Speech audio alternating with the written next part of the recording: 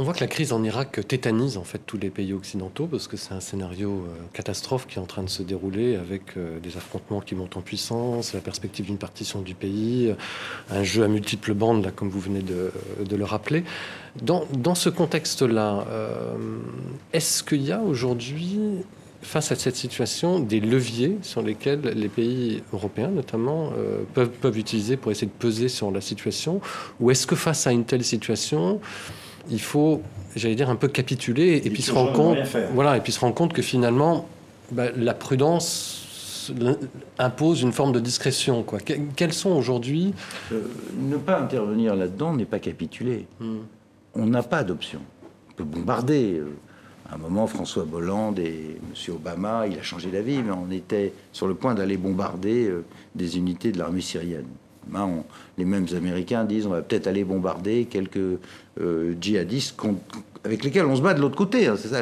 Encore une fois, le paradoxe, c'est que d'un côté on tape les sunnites, de l'autre côté on va taper des chiites. Allons-y, essayez de comprendre la logique de tout ça. Donc moi, extrême prudence.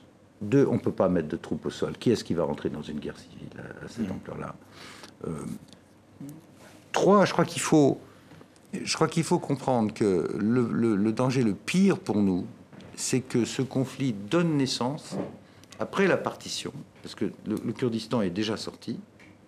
La question, c'est maintenant l'organisation de quelque chose qui sera un semblant d'État sunnite à la frontière de l'Irak et de la Syrie, et de l'autre des poches chiites, l'une raccrochée à l'Iran, l'autre autour des Alaouites.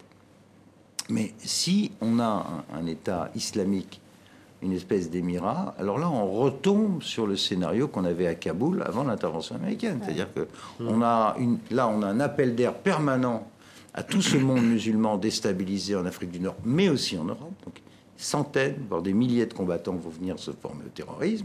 Et pour nous, c'est une menace existentielle. Donc c'est là qu'on est dans cette contradiction.